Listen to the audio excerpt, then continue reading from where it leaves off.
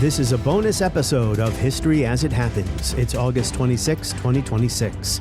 Some 23 years after the U.S. invaded Iraq to topple Saddam Hussein, Iraq still finds itself squeezed between competing pressures. Iranian influence exerted through Shia militias inside Iraq on one side, and what Washington wants on the other. We have to remember the U.S. still has effective control over Iraq's oil revenues, which gives it major leverage over Baghdad's decision-making.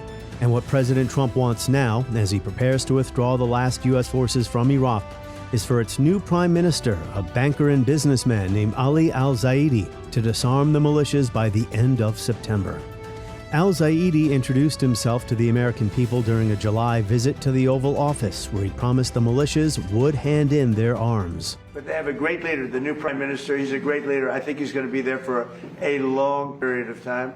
And it's great to have you at the White House. Thank you very much. ابتداء في منهاج الحكومي According to the program of the government, هو حصر السلاح بيد الدولة. is to restrict the possession of weapons to the state. وهذه نقطة أساسية. And this is a basic point. ولدي قرار بها غير قابل للخيار. And this is like a decision, it's not an option. واللي يسلم سلاحه. And whoever surrender his weapon, ويتحول إلى جهة سياسية ومدنية. turned into like a political or civilian. من ناحيتنا سيتم التعاون معه. We will cooperate with them. بعد 30/9 After the 30th of September, لا حاجة لوجود أي فصائل. there's no any need for the presence of any faction. وماكو مبرر لبقائهم بعد There's 30/9. no any justification for their existence after the 30th of September. According to Al Jazeera, the 41-year-old Ali al-Zaidi has no history in political office or government administration. He was born to a prominent family and built his career in the private and academic sectors. He holds a bachelor's degree in law and finance, as well as a master's degree in banking and finance, and is a member of the Iraqi Bar Association. Al-Zaidi helms the National Holding Company, a conglomerate established in 2017 with interests spanning agriculture, real estate, banking, logistics, and renewable energy. So he enters politics with an impressive business resume, but he's unlikely to succeed at disarming the militias, and that could strain his relationship with President Trump in the early going. Here to explain why is Adam Weinstein, Deputy Director of the Middle East Program at the Quincy Institute for Responsible Statecraft. Adam Weinstein, welcome back. Thanks for having me. So Saddam Hussein's been gone for a very long time. Iraq was supposed to be different by now. Why is that country still stuck in this spot where it's having to balance between U.S. and Iranian pressure? Well, that's because of its geography. It shares a massive border with Iran. It shares religious and familial ties to Iran. The most prominent cleric in Iraq, Ali Sistani, is actually originally Iranian. It just has deep ties to Iran, and it will always be in the shadow of Iran to some degree, but it has a very close relationship with the United States, a trade relationship, a political relationship, and many of its leaders view the United States as a counterbalance to Iran. But I do want to add one thing. I mean, things really have changed in Iraq in some ways. I mean, Fallujah and Ramadi, these places that were the epicenter of fighting during the war, they're being completely rebuilt. Iraq's capital, Baghdad, has these large malls and new construction.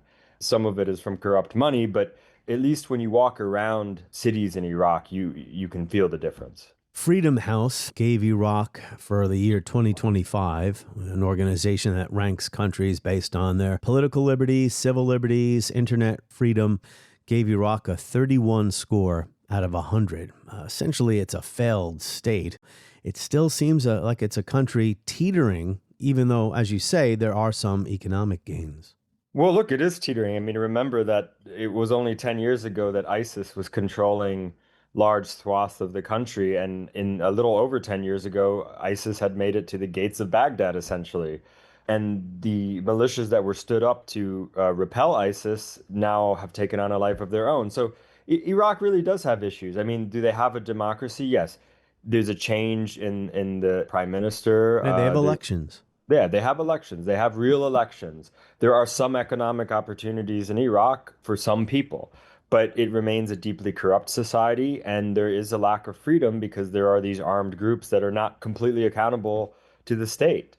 What did you make of the new prime minister, Ali al-Zaidi, his trip to Washington, and his promise to disarm the Iranian-backed militias by the end of September? I should note that the Iranian-backed militias are still made up of Iraqis who live in Iraq and have taken up arms in Iraq.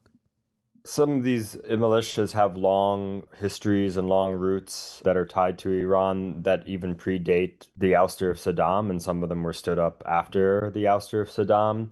And that date at the end of September is a bit of a hyphenated date with the supposed end of the U.S. coalition in Iraq, the anti-ISIS coalition that was led by the U.S.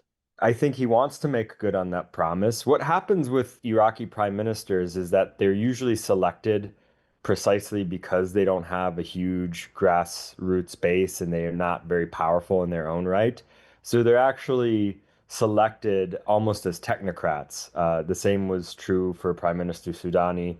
Al-Zaidi was in the banking and finance sector. He's not a politician. Yeah, so how did he get chosen? He had good connections with the different political actors in Iraq, and he was. To listen to this entire 20-minute episode, tap subscribe now in the show notes or go to historyasithappens.com to sign up. You'll enjoy all of our bonus content, early access, and ad-free listening. Again, go to historyasithappens.com.